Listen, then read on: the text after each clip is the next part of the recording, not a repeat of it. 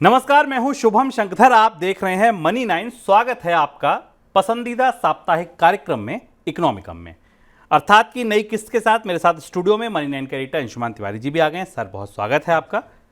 अंशुमान जी से चर्चा शुरू करें, आपको आज का विषय बताएं अर्थात का। उससे पहले आपको बताते हैं आज शो में खास क्या क्या होगा। तो शुरुआत हम करेंगे अर्थात से। अर्थात आज का काफ़ी रोचक है, नया है, नई बात बताने वाला, कहने वाला है, और आप जो महसूस कर रहे हैं, जो देख रहे हैं, उसके पीछे की वजह बताने वाला है। टॉपिक अभी आपको बताता हूं। इसके बाद आपके सवाल जवाब, उसके बाद इनकम की बात हम करेंगे, और चलते चलते कि कोई खास वेब सीरीज या किताब के बारे में अंशुमान जी से पूछेंगे। ये होगी आज के कार्यक्रम की रूपरेखा। अब बात आई अर्थात आज किस पर है।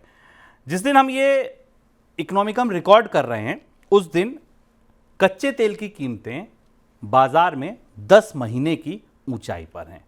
ब्रेंट इंडेक्स पर क्रूड का भाव 92 और $93 के बीच झूल रहा है। तेल उबल रहा है, तेल के बाजार में हाहाकार है।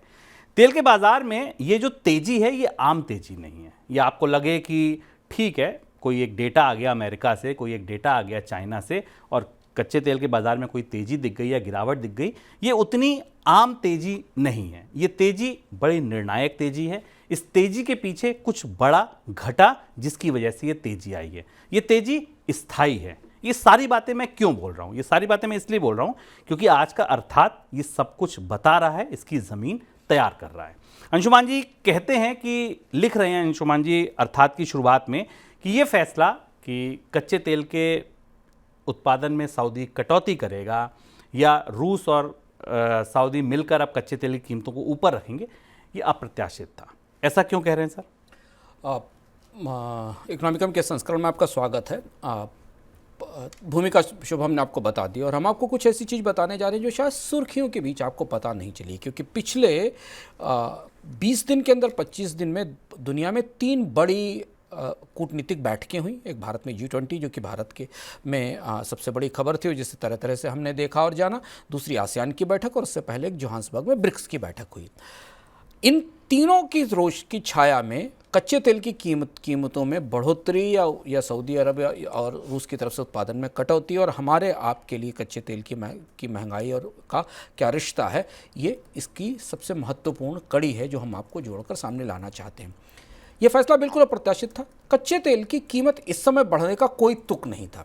दुनिया मंदी की तरफ है, मांग टूटी हुई है। अगर आप बाजार को ध्यान से देखें तो भारतीय बाजार में भी पेट्रोल डीजल की मांग में कोई बड़ी बढ़ोतरी नहीं है। पूरी दुनिया में सारी एजेंसियां ये बता रही कि आने वाले समय में मांग नहीं बढ़ेगी, क्योंकि अर्थव्यवस्थाओं में मंदी का खतरा है। चीन, जो दुनिया की सबसे बड़ी अर्थव्यवस्था है, वो सुस्त पड़ रही है। भारतीय अर्थव्यवस्था में भी आर्थिक विकास दर 6-6.5% के आसपास रहने वाली है।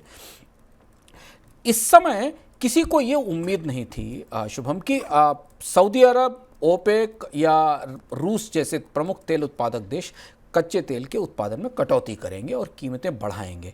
इसलिए भी नहीं थी क्योंकि पूरी दुनिया वैसे भी महंगाई से तप रही है, ब्याज दरें बढ़ी हुई। सबसे लंबा दौर है महंगाई का जो हम देख रहे हैं, लगभग 1 साल से ज़्यादा का वक्त हो चुका है।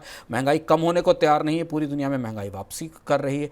तो अगर आप आर्थिक कारणों से देखें, खपत के कारणों से देखें और बाजार की संभावनाओं के आधार पर देखें, तो कच्चे तेल की कीमतों का $90 से ऊपर पहुंचना, 92-93 से ऊपर पहुंचने की कहीं कोई संभावना नहीं दिखाई दे रही थी। तो तेल बाजार के लिए फैसला बिल्कुल अप्रत्याशित था हर तरह से, और कूटनीति के लिए तो और भी ज़्यादा चौंकाने वाला फैसला था, क्योंकि सऊदी अरब और रूस ने कच्चे तेल के उत्पादन में कटौती के फैसले का जिस समय ऐलान किया और कहा कि इसे लागू किया जाएगा, ठीक उस वक्त जकार्ता में आसियान की शिखर बैठक चल रही थी। आसियान की बैठक में भारतीय प्रधानमंत्री भी मौजूद थे और जकार्ता में बाकी देश के नेता भी मौजूद थे। इधर भारतीय प्रधानमंत्री जकार्ता में थे। भारत में G20 की तैयारियों का पूरी चर्चा और सुर्खियां और तमाम आयोजन, खाने पीने, कपड़े और साजो सामान की तैयारियां हमारी सुर्खियों में थी, हम उसे देख रहे थे।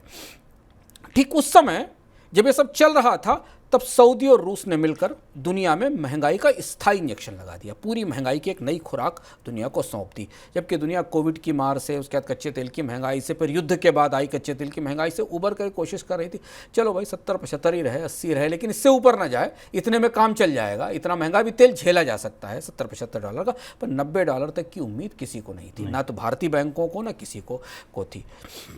अब हुआ ये कि आप इसे ऐसे समझें कि जैसे पूरी दुनिया की अर्थव्यवस्था एक बीमार मरीज हो और दुनिया भर के केंद्रीय बैंक डॉक्टर हों, वो सारे डॉक्टर मिलकर उस बीमार मरीज को ठीक करने के लिए तरह तरह से विटामिन दे के, दवाएं दे के ठीक करने की कोशिश कर रहे हो कि भाई महंगाई का जो वायरस है उसका प्रकोप उसके जीवन शरीर से कम हो और वो खड़ा हो। इसी बीच कोई कमरे में आए और एक महंगाई का नया वायरस उसके शरीर में उतार दे। सऊदी अरब और रूस ने अपनी कूटनीतिक तौर पर ऐसा किया।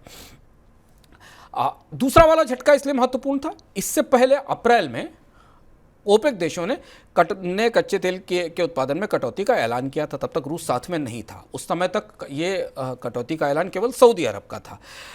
बाजार में उस वक्त आपूर्ति ठीक थी, सप्लाई बहुत अच्छी थी, कीमतें नहीं बढ़ी। लोगों को लगा कि उत्पादन में कटौती के बाद भी कीमतें नहीं बढ़ रही, इसलिए बाजार में ज़्यादा दबाव है, तेल की आपूर्ति बहुत अच्छी है। उस समय भी ये उम्मीद की जा रही थी कि कच्चे तेल की कीमतें नहीं बढ़ेंगी। लेकिन जैसे जैसे दुनिया में कूटनीतिक गहमागहमी बढ़ी, सऊदी और रूस के बीच एक समझौता होता दिखाई दिया। ओपेक ने क्या किया कि इस कटौती को जुलाई से बढ़ाकर दिसंबर तक कर दिया। पहले कटौती जुलाई तक की गई थी, उसको बढ़ाकर दिसंबर तक कर दिया। और जैसे ही इस कटौती को जुलाई तक किया, उसके साथ रूस भी इसमें शामिल हो गया और रूस ने भी अपने उत्पादन में कमी कर दी। और अब कच्चा तेल $90 से ऊपर है। जब आज हम इसको रिकॉर्ड कर रहे हैं जिस दिन 13 सितंबर के दिन, उस दिन कच्चे तेल की कीमत $92-93 के आसपास है। दुनिया भर की सरकारों को समझ में नहीं आ रहा है कि वो करें क्या ऐसी स्थिति में। ऐसा लगता है जैसे कि महंगाई की लड़ाई में आगे बढ़ते बढ़ते थोड़ी सी जीत मिलने की कोशिश थी और किसी ने दुनिया भर की अर्थव्यवस्थाओं के पैर के नीचे से कालीन खींच लिया है। अब लेकिन ये हुआ कैसे? इसके पीछे एक बड़ी कूटनीतिक करवट है। सऊदी अरब को, रूस को, दुनिया के तेल उत्पादक देशों को पता है कि जो वो करने जा रहे हैं उससे दुनिया की अर्थव्यवस्थाओं को बड़ा नुकसान होने वाला है, उनकी अपनी अर्थव्यवस्थाओं को भी नुकसान होने वाला है। लेकिन इसके पीछे कूटनीतिक करवट है और वहीं हम आपको ले जाना चाहते हैं कि वहाँ से ये पूरी कहानी शुरू होती। सऊदी अरब और रूस या ओपेक देश इतनी जिद के साथ कच्चे तेल की महंगाई क्यों लाने को तैयार हुए। दरअसल इसकी ज़मीन तैयार हुई थी शुभम अगस्त के अंत में G20 की पेशबंदी के दौरान जब चल रही थी, तब हम इस बात को भूल गए। हमने जैसा आपको बताया, पिछले 3 सप्ताह में दुनिया में 3 बड़े कूटनीतिक सम्मेलन हुए। एक जोहान्सबर्ग में ब्रिक्स का सम्मेलन था, दूसरा जकार्ता में आसियान का था, तीसरा दिल्ली में G20 का था। यहाँ ध्यान रखना ज़रूरी है कि चीन के राष्ट्रपति शी जिनपिंग ना तो जकार्ता गए और ना दिल्ली के सम्मेलन में आए। इन 3 सम्मेलनों में चीन जो सबसे महत्वपूर्ण फैक्टर है पूरी दुनिया की पॉलिटिक्स का इस समय, कूटनीति का, वो केवल ब्रिक्स की बैठक में मौजूद थे। इसके अलावा वो किसी दूसरी बैठक में शामिल नहीं हुए, जबकि तीनों एक स्तर की बड़ी अंतर्राष्ट्रीय शिखर सम्मेलन थे। जकार्ता में तो चीन के प्रधानमंत्री ने 2 टूक चेतावनी दी कि माहौल ठीक नहीं है। और G20 में ये माना जाता है कि चीन ने सबसे बड़ा स्पॉइलर का रोल प्ले किया। चीन ने कर्ज माफ़ी पर सहमति नहीं बनने दी और भारत ने भी अमेरिका की मदद से चीन को कॉर्नर करने की कोशिश की। शी जिनपिंग पहुँचे केवल जोहान्सबर्ग, और जोहान्सबर्ग में ही सबसे बड़े फैसले भी हुए। तो अगर ये 3 बैठकें आप देखें तो इनमें सबसे ज़्यादा महत्वपूर्ण बैठक, जिसका असर दुनिया की कूटनीति पर तत्काल दिखाई देने लगा कच्चे तेल की कीमतों में बढ़ोतरी के तौर पर, उसकी भूमिका ब्रिक्स की बैठक में बनी थी। अब हम आपको विस्तार से बताने की कोशिश करेंगे, समझने की कोशिश करेंगे कि तेल उत्पादक देश इतने आक्रामक अचानक क्यों हो गए, इसमें चीन का क्या रिश्ता है। जोहान्सबर्ग की जो जुटान थी, जोहान्सबर्ग की जो ब्रिक्स की बैठक थी, इसमें भारत की तरफ से कुछ बड़ी बात नहीं कही गई। भारत के प्रधानमंत्री ने शिरकत की और उसके बाद वो लौट आए, लेकिन क्योंकि उसका नतीजा भी भारत की उम्मीदों के हिसाब से बिल्कुल उल्टा था। ब्रिक्स की बैठक में जो हुआ, भारत वो नहीं चाहता था, अमेरिका भी वो नहीं चाहता था जो ब्रिक्स की बैठक में हुआ। और यही वो बैठक थी जिसने दुनिया की कूटनीति को शुभम हमेशा के लिए बदल दिया। यहाँ से एक बिल्कुल नए तरीके के अंतर्राष्ट्रीय गठजोड़ की शुरुआत होती है, जिसका पहला नमूना हमें $90-93 के कच्चे तेल के तौर पर की कीमत के तौर पर सामने आता दिखाई दे रहा है। सर, इतनी अहम क्यों थी ब्रिक्स की बैठक? G20 तो उससे कहीं बड़ी बैठक है, या दूसरी जुटान जो हुई वो इनसे भी अहम है।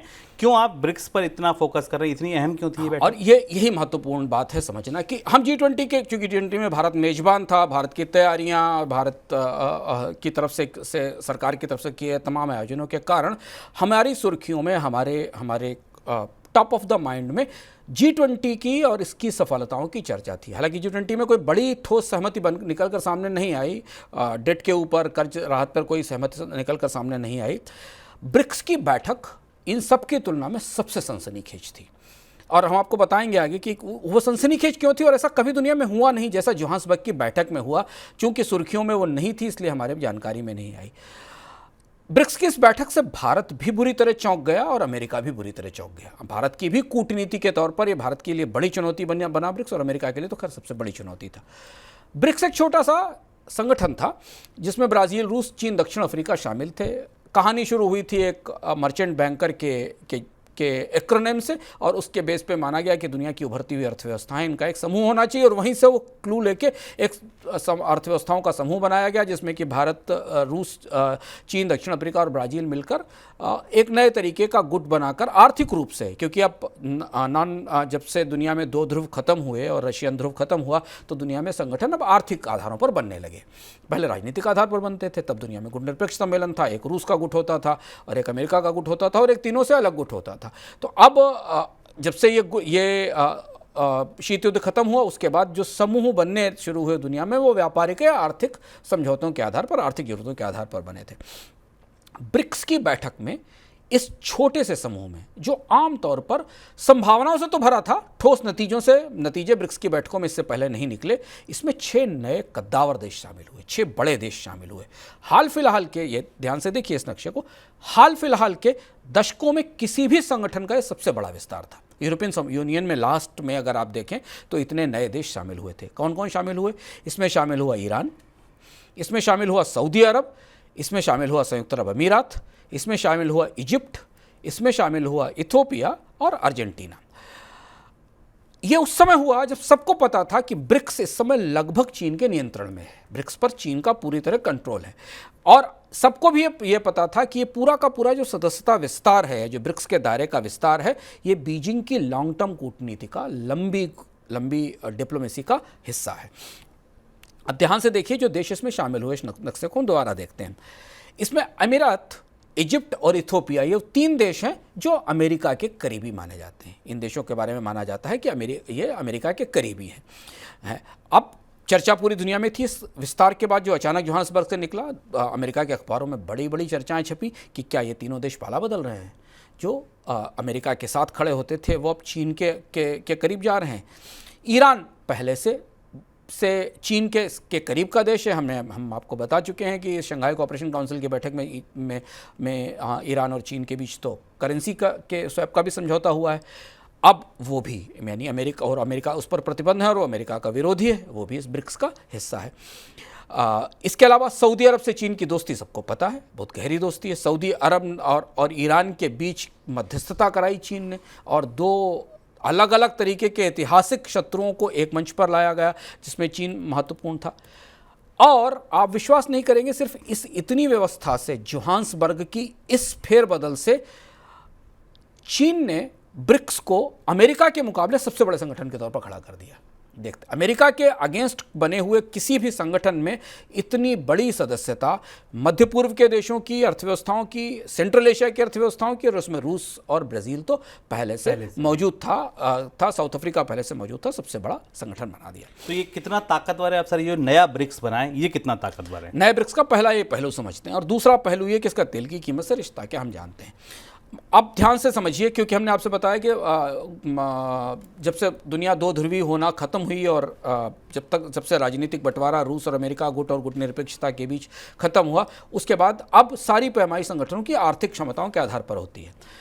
अब मध्य पूर्व की, मिडिल ईस्ट की 4 सबसे बड़ी अर्थव्यवस्थाएं, जो मिडिल ईस्ट की 4 सबसे बड़ी इकोनॉमीज हैं, ईरान, सऊदी अरब अमीरात और इजिप्ट।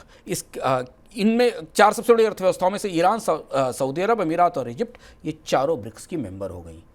यानी 4 बड़ी अर्थव्यवस्थाएं जो अरब से लेकर अफ्रीका के ऊपरी हिस्से तक फैली हुई, इसका साथ है। लैटिन अमेरिका की पहली और तीसरी सबसे बड़ी अर्थव्यवस्थाएं इसकी मेंबर हैं, ब्राज़ील और अर्जेंटीना। लैटिन अमेरिका की में दूसरी अर्थव्यवस्था अलग है। ब्राज़ील और अर्जेंटीना जो पहली और तीसरी सबसे बड़ी अर्थव्यवस्था है, वो इसके सदस्य हैं। अफ्रीका की सबसे तेज़ी से उभरती हुई अर्थव्यवस्था, इसको इथियोपिया माना जाता है। अफ्रीका की फास्टेस्ट ग्रोइंग इकोनॉमी इथियोपिया, वो भी ब्रिक्स की सदस्य हो गई। इसके अलावा एशिया की 2 बड़ी अर्थव्यवस्थाएं, भारत और चीन, इसका हिस्सा पहले से मौजूद हैं। रूस दुनिया के कारोबारी नक्शे से बाहर है, लेकिन अभी भी खनिज और में तेल में एनर्जी में उसकी समृद्धि तो कहीं नहीं गई, युद्ध के कारण प्रतिबंध से बाहर है। फिलहाल सुस्त पड़ी है दक्षिण अफ्रीका की अर्थव्यवस्था, लेकिन खनिजों में काफ़ी अमीर है दक्षिण अफ्रीका, वो इसका सदस्य है। तो आपको पता है कि जो नया ब्रिक्स जोहान्सबर्ग से निकल कर आया, इसका जीडीपी $30 ट्रिलियन है, साझा जीडीपी नए सदस्यों को मिलाने के बाद, जो विश्व के कुल जीडीपी का 30% है। देखते देखते आपको अचानक एक झटके में दुनिया में एक बड़ा संगठन तैयार हो गया जिसके पास दुनिया का 30% जीडीपी, $30 ट्रिलियन का टोटल जीडीपी और दुनिया का 30% है। और जो सबसे बड़ी चुनौतीपूर्ण बात है या दुनिया की कूटनीतिक विसात पर सबसे महत्वपूर्ण बात है, वो देखने वाली बात है कि इसके अधिकांश देश चीन के प्रभुत्व में हैं, चीन के दबाव में या चीन के नियंत्रण में है। इसके साथ ब्रिक्स अब मध्य पूर्व और खाड़ी देशों की राजनीति की भी नई धुरी हो गया, क्योंकि यहाँ पर मध्य पूर्व और खाड़ी के देशों का जो तेल उत्पादक देश हैं, उन देशों का बड़ा प्रभुत्व या बड़ी हिस्सेदारी इस ऐसे संगठन में हो गई जो संगठन इससे पहले दुनिया के अलग अलग हिस्सों में फैली 4 अर्थव्यवस्थाओं को जोड़ता था। ब्राज़ील लैटिन अमेरिका में था, रशिया यूरोप के ऊपरी हिस्से में था, चीन एशिया का एक दूसरे हिस्से में था, भारत एक तीसरे हिस्से में था, दक्षिण अफ्रीका कहीं अलग से हिस्से में था। अब इसमें सबसे ज़्यादा सक्रिय राजनीतिक अर्थव्यवस्थाओं में मध्य पूर्व का दखल सबसे बड़ा हो गया, मिडिल ईस्ट का दखल सबसे बड़ा हो गया, क्योंकि इसमें ईरान, इसमें इथियोपिया, इसमें सऊदी, इसमें अमीरात, इसमें इजिप्ट, सारे वो देश शामिल हो गए जो मध्य पूर्व की राजनीति में चीन का मैदान है, जहां चीन अपने निवेश भी कर रहा है और चीन यहाँ पर कूटनीति अपनी तरह से घुमा रहा है। पर शुभम, इस सारी कूटनीति से अलग, क्योंकि हम आपको उस आर्थिक पहलू की तरफ ले जाना चाहते हैं, पर यह समझना, संदर्भ हमारे समझना जरूरी था। इस सब के साथ, इस सारी कूटनीति से अलग, इस नए ब्रिक्स के बनने के बाद एक और गणित उभरी, जिसका सीधा नतीजा हमें कच्चे तेल की कीमत के तौर पर सामने आया। हमें यहाँ से ये दिखाई दिया कि शायद ब्रिक्स दुनिया का नया ओपेक है। ब्रिक्स दुनिया का नया ओपेक है, ये बड़ा स्टेटमेंट है सर। नया ओपेक, आप इसको क्यों मान रहे हैं? ब्रिक्स का नया स्वरूप ओपेक जैसा ही है, जो ऑयल प्रोड्यूसर्स का एसोसिएशन है। हम आपको बताते हैं कैसे। अब इसमें जो देश शामिल है शुभम, वो दुनिया में 41% क्रूड ऑयल रिजर्व्स के मालिक हैं। यानी दुनिया में जितना तेल पैदा होता है उसका 41% तेल उन देशों के पास है जो इस ब्रिक्स का सदस्य है। इसमें सऊदी अरब है, इसमें अमीरात है, इसमें ईरान है और रूस है। इन 4 के बिना दुनिया में तेल अर्थव्यवस्था का कोई मतलब नहीं। ये 4 दुनिया की सबसे बड़ी तेल अर्थव्यवस्थाएं। इसके बाद जो तेल अर्थव्यवस्थाएं बचती हैं उनमें नाइजीरिया होगी, उसमें वेनेजुएला है, उसमें बाकी छोटी अर्थव्यवस्थाएं, पर बड़ी जो अर्थव्यवस्था है, अमेरिका एक बड़ी अर्थव्यवस्था है जो अलग है तेल को लेकर। जोहान्सबर्ग में इस बात की खासी चर्चा थी। जोहान्सबर्ग की रिपोर्ट्स हमने भारतीय मीडिया में ज़्यादा नहीं पढ़ी ब्रिक्स की, पर हम यहाँ मनी9 में जोहान्सबर्ग की बैठक को करीब से फॉलो कर रहे थे, वहाँ बैठे हुए लोगों से बात कर रहे थे। जोहान्सबर्ग में इस बात की बड़ी चर्चा थी कि चीन अल्जीरिया और नाइजीरिया को भी आगे इसका मेंबर बनाएगा। ये दोनों भी तेल उत्पादक देश हैं, अल्जीरिया भी प्रमुख तेल उत्पादक देश है और नाइजीरिया भी प्रमुख तेल उत्पादक देश है। यानी 2 तेल अर्थव्यवस्थाएं भविष्य में इस संगठन का हिस्सा और बनेंगी। अब ये तेल उत्पादक देशों की जो नई जुटान बनती है, जहां 41% of total global oil production जिन देशों के पास है, वो ब्रिक्स में आना, उनका ब्रिक्स का सदस्य बनना और वो चीन के प्रभुत्व वाले संगठन का सदस्य बनना कई मामलों में खासा महत्वपूर्ण है। एक पहली चीज, अमेरिका से जिनके रिश्ते खराब हैं, से 3 प्रमुख तेल उत्पादक देश हैं दुनिया में, सऊदी अरब, ईरान और रूस। तीनों इसका हिस्सा हैं। तीनों ही इसका हिस्सा हैं। यानी तीनों वो तेल उत्पादक देश जो अमेरिका की एक नहीं सुनते। ईरान पर प्रतिबंध है, रूस पर प्रतिबंध है, सऊदी अरब अमेरिका की बात नहीं सुनता। सऊदी अरब के साथ अभी ताजी तेल उत्पादन बढ़ोतरी के बाद अमेरिका से रिश्ते और ख़राब हुए। आपको पिछले साल का याद होगा जब अमेरिकी राष्ट्रपति जो बाइडेन को दखल देना पड़ा था कि कच्चे तेल के उत्पादन में कटौती न की जाए, पर सऊदी अरब ने बात नहीं सुनी थी। ये पेशबंदी इसलिए ज़्यादा महत्वपूर्ण है क्योंकि अमेरिका से प्रतिबंधों के बाद ईरान और रूस के लिए बाजार सीमित हो गया है और चीन उनका सबसे बड़ा ग्राहक है। तो सऊदी अरब का भी सबसे बड़ा ग्राहक चीन है। तो सऊदी अरब, ईरान और चीन रूस जो चीन को तेल के बड़े सप्लायर हैं, वो प्रमुख सप्लायर इस संगठन का हिस्सा हैं। दूसरी बात, रूस प्रतिबंधों के बाद, जब रूस पर प्रतिबंध लगे हैं 1 साल से और उसकी अर्थव्यवस्था बुरी तरह संकट में है, रूस अब इस स्थिति में नए तरीके के कूटनीतिक पैंतरे चल रहा है। जैसे हमने देखा कि रूस और उत्तर कोरिया के बीच नए तरीके की सहमति बनने की बात हुई। रूस की चुनौती यह है कि उसे अगर लंबा युद्ध लड़ना है यूक्रेन के साथ, और अब जो शक्ति संतुलन बदला है यूरोप का, उसमें टिके रहना है, तो उसे अमेरिका से और यूरोप से दूरी बनाते हुए अपने तेल को बेचने का बाजार बनाए रखना होगा, क्योंकि वही एक एनर्जी सोर्स है जिसकी जरिए उसके पास राजस्व आएगा, रेवेन्यू आएगा। ओपेक में हमेशा ऐसा हुआ, इसको नया ओपेक इसलिए कह रहे हैं कि ओपेक में हमेशा ऐसा होता है, सऊदी अरब या बाकी देशों की शिकायत रहती है कि ओपेक के छोटे देश इस संगठन की सहमति को लागू नहीं करते। अगर आप नियमित रूप से हमारे कार्यक्रमों को सुनते हैं तो हम आपको बताते रहते हैं कि ओपेक के देशों ने अपने कोटे कटौती के या उत्पादन बढ़ोतरी के कोटे को लागू नहीं किया, पूरा नहीं किया, कई जगह क्षमताओं में कमी है, और इसलिए ओपेक देशों की सहमति सऊदी अरब या कुछ 4-5 देशों को छोड़कर बाकी देशों के जरिए लागू नहीं हो पाती, क्योंकि उसका विरोध करते हैं। इसके अलावा अमेरिका का इन्फ्लुएंस है ओपेक के कई सदस्य देशों पर, सब रूस या चीन के प्रभुत्व में नहीं है, तो वो जो देश हैं, छोटे देश हैं, जो तेल उत्पादक अर्थव्यवस्थाएं, उन पर अमेरिका का असर भी रहता है, तो वो भी ओपेक की सहमति को कमजोर करने की कोशिश करते हैं। तेल उत्पादक देश दुनिया में एक बड़ी छतरी ढूंढ रहे थे। वो छतरी पहले रूस की थी, पर रूस की छतरी फट गई क्योंकि रूस में युद्ध में चला गया। अब वो नई छतरी चीन है, और इसलिए दुनिया के प्रमुख तेल उत्पादक देश इस संगठन का हिस्सा हुए ऐसा माना जा रहा है। ग्लोबल ऑयल मार्केट में लोग ये मान रहे हैं ये छतरी वो है चीन की छतरी के नीचे ये 40 से 41% तेल उत्पादक देश अब जमा हो रहे हैं। और यही वजह है कि सऊदी अरब ने ऐसे मौके पर, जबकि दुनिया की अर्थव्यवस्था में मंदी दूर नहीं हुई है, महंगाई को लंबा अरसा हो गया है, उत्पादन में बढ़ोतरी का फैसला किया और किसी की दुनिया में नहीं सुनी। तीसरी और महत्वपूर्ण बात, जहां सऊदी सबसे महत्वपूर्ण खिलाड़ी है इस पूरे खेल का, वैसे भी तेल की राजनीति की धुरी दुनिया में सऊदी अरब ही है। सऊदी ने अमेरिका से रिश्ते खराब कर लिए और चीन की मदद से ईरान से रिश्ते अच्छे कर लिए। यानी जो अमेरिका लंबे अरसे से सऊदी अरब के साथ अच्छे रिश्तों वाला देश था, वहाँ से, उस महाशक्ति से अपने आप को सऊदी ने दूर किया, और ईरान जिससे ऐतिहासिक शत्रुता थी उसे चीन की मदद से अपने रिश्ते अच्छे कर लिए। 2021 के अंत में अमेरिका में इस खबर ने काफ़ी खलबली मचाई थी कि सऊदी चीन की मदद से अपना मिसाइल कार्यक्रम भी तैयार कर रहा है। इस खबर को ने काफ़ी सुर्खियां बटोरी थी। अब चौथी चीज़ और सबसे दिलचस्प भर्ती इस नए संगठन में अमीरात की है, जो सबसे रहस्यमय और सबसे दिलचस्प और सबसे अंतर्विरोध से भरी हुई है। अमीरात अमेरिका का घोषित सहयोगी है, सैन्य ठिकाने भी रहे हैं, लेकिन ब्रिक्स में इसका प्रवेश होने के बाद व्हाइट हाउस सकते में है। व्हाइट हाउस को समझ में नहीं आ रहा है कि हम अरब देशों के बीच जो हमारा सबसे महत्वपूर्ण एलाई था, सबसे बड़ा सहयोगी था, वो भी ब्रिक्स में इस तरीके से कैसे प्रवेश कर रहा है। तमाम चर्चाएं कूटनीतिक हलकों में कि चीन ने अमीरात को इन्फ्लुएंस किया है और अपने सैन्य ठिकाने बनाने की कोशिश वहाँ भी की है। तो कूटनीतिक तौर पर ये जुटान, ब्रिक्स की जुटान या ब्रिक्स के अंदर आए हुए नए सदस्यों ने एक किस्म से दुनिया में ओपेक में कोई संभावनाएं सीमित हों या ओपेक में कोई समस्या आए, उससे पहले बड़े देशों ने एक नया समूह बनाकर खड़ा कर लिया, और उनके पीछे उनके पास मजबूत ताकत है, इसलिए अब वो कच्चे तेल की कीमतों में कमी करने को तैयार नहीं, यानी कच्चे तेल के उत्पादन में बढ़ोतरी पर राजी नहीं है। सर, ये एक इम्पॉर्टेंट हिस्सा है कि ठीक है, हम ही तेल बनाएंगे और हम ही खरीदेंगे, तो ये इस लिहाज से बड़ा है, और इसीलिए आपने बताया कि तेल के कारोबार पर ये एक तरीके से अपना राज करेंगे और तेल की कीमतों को अपने हिसाब से चलाएंगे। लेकिन क्या इसके इतर आपको लगता है कि मुद्रा बाजार में भी एक बड़ा खेल हो सकता है इसी रास्ते? हाँ, दूसरी चीज़ जो ये है कि ये पहला संगठन है। ओपेक के मामले में हमेशा शिकायतें की जाती हैं दुनिया के मंचों में कि साहब ओपेक जो है वो प्रोड्यूसर्स का कार्टेल है, हमेशा उत्पादकों का कार्टेल है। उपभोक्ता तो इससे हमेशा पीछे रहते हैं, बाहर रहते हैं। भारत, चीन जैसी अर्थव्यवस्थाएं जो उपभोक्ता हैं, या इंडोनेशिया, मलेशिया, जापान, ऑस्ट्रेलिया जैसी अर्थव्यवस्थाएं जिनके पास तेल नहीं है, उनकी तो कोई सुनता ही नहीं है, तो प्रोड्यूसर्स का कार्टेल है, वो जब चाहते हैं तब कीमत बढ़ा देते हैं।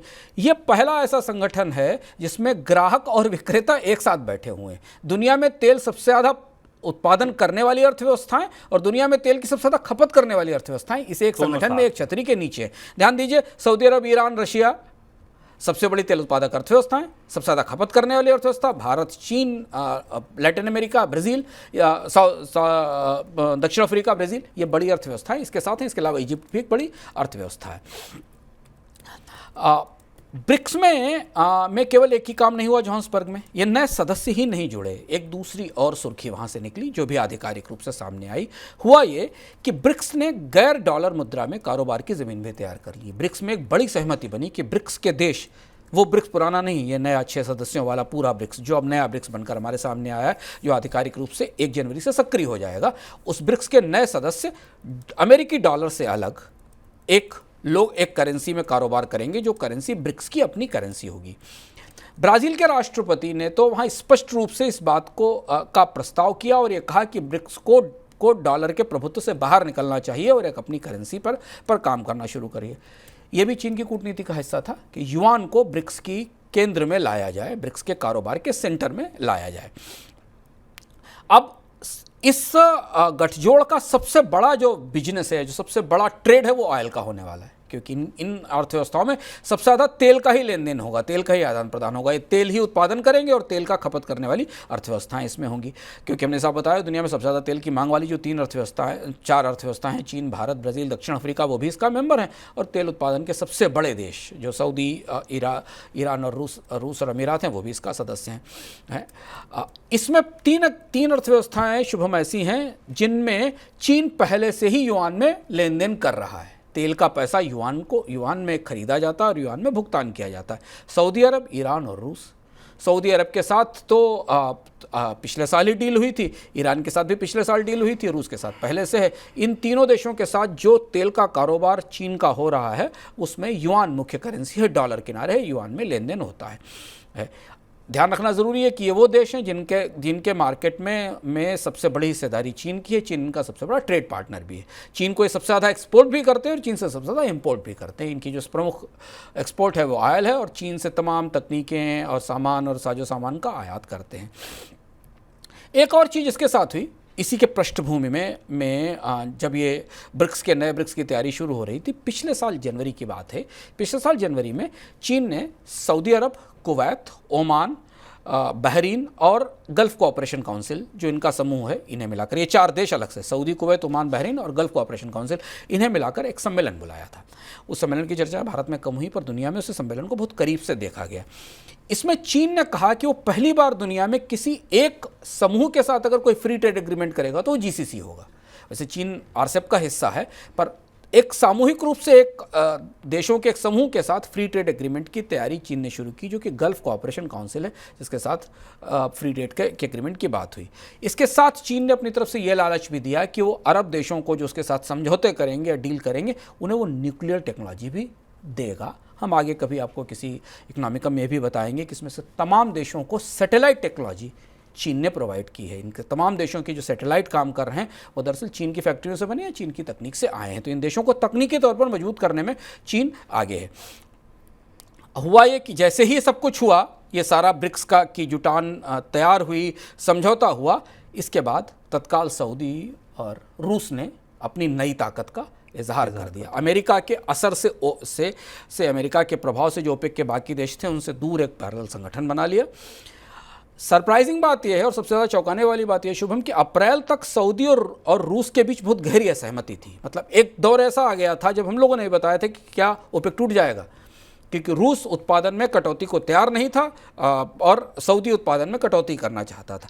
लेकिन इसके बाद अब सऊदी ने, ऐसा बाजार मानता है कि सऊदी के सुल्तान ने रूस को, पुतिन को इस बात के लिए सहमत कर लिया है कि जो कच्चा तेल जितना महंगा होता जाएगा, रूस को उसका उतना ज़्यादा फायदा होगा और उसे इस समय ज़्यादा रेवेन्यूज़ चाहिए इस युद्ध को जारी रखने के लिए। इसलिए सऊदी ने कच्चे तेल की कीमत बढ़ाते हुए अब इसे $90 से ऊपर पहुंचा दिया।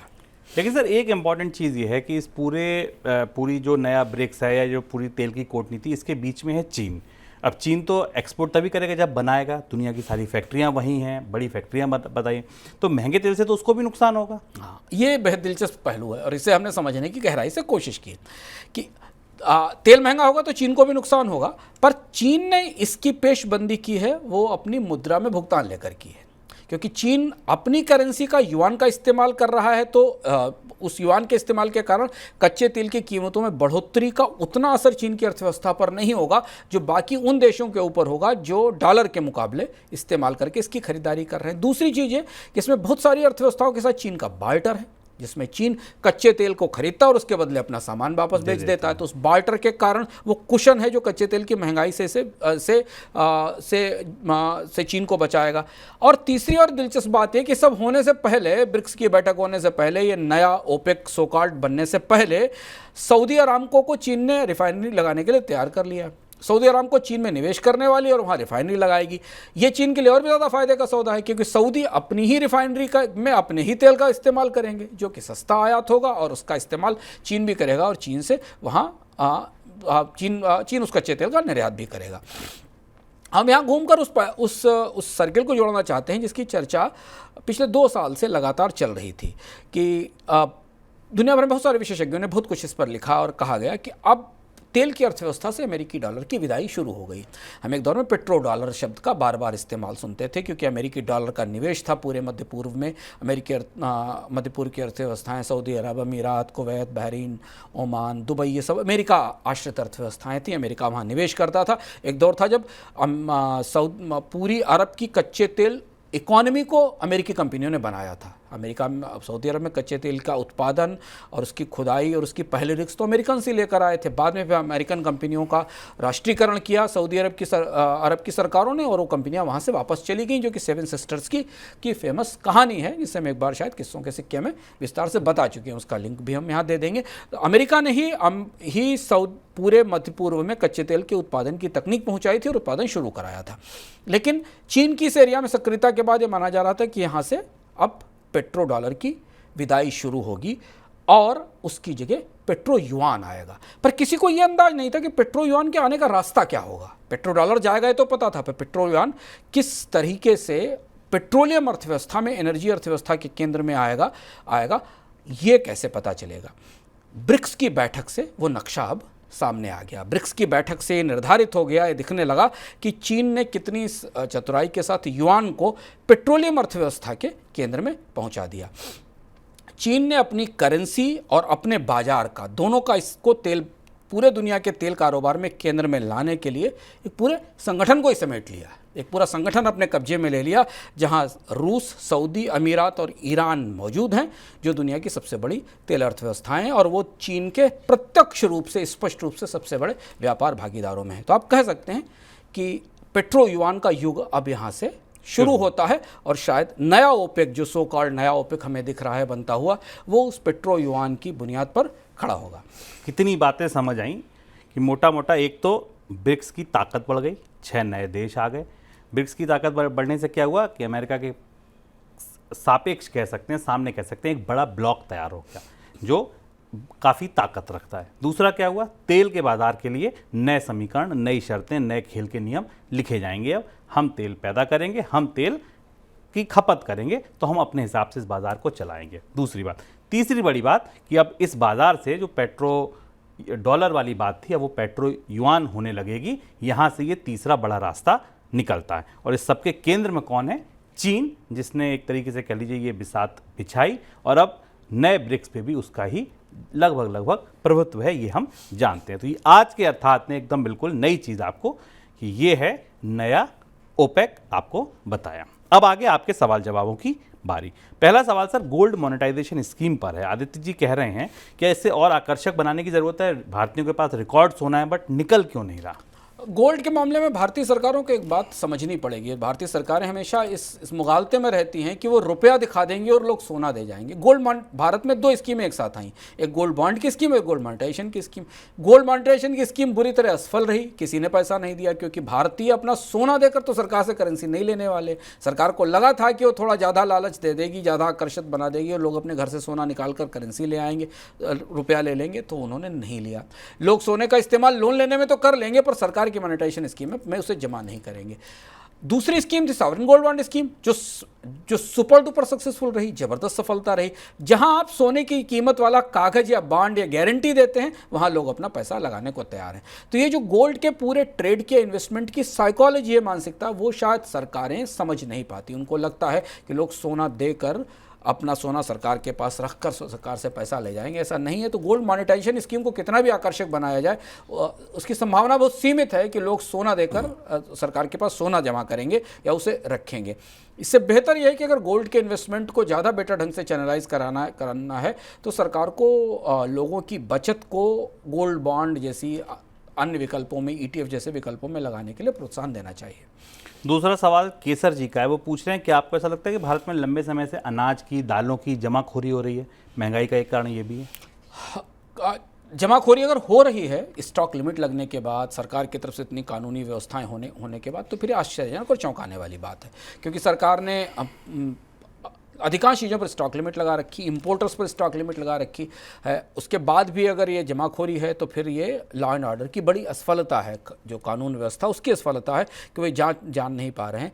लेकिन ज़्यादा मुझे लगता है शुभम की जमाखोरी से ज़्यादा समस्या ये कि खाद्य अर्थव्यवस्था में डिमांड सप्लाई का जो पूरा चक्र था वो बिगड़ गया, और वो बिगड़ गया सरकारों के कुछ ऐसे फैसलों के कारण जो सही पूर्वानुमान के साथ नहीं लिए गए, जिनके बारे में विस्तार से हमने अपने इकोनॉमिकम में आपको बताया था कि सरकार ने पहले गेहूं का एक्सपोर्ट खोल दिया, और जबकि गेहूं भारत एक्सपोर्ट नहीं करता था 1-2 साल पहले तक, हमने आंकड़ों के साथ बताया, और अचानक सरकार ने गेहूं का एक्सपोर्ट खोल दिया और मौसम का अंदाज ही नहीं था। उसके बाद गेहूं की कीमतें बढ़ना शुरू हुई, फिर उसके बाद चावल के एक्सपोर्ट में समस्या आई, चीनी के एक्सपोर्ट में समस्या आई। इस बीच में जब देश में अनाज की आपूर्ति सीमित थी, तब सरकार ने कोविड के दौरान आपातकाल में लाई गई एक स्कीम, जिसमें मुफ्त अनाज की स्कीम बांटी जानी थी, उसे चुनावी इस्तेमाल के लिए मुकर्रर कर दिया, और उसकी अवधि भी आगे तक बढ़ा दी।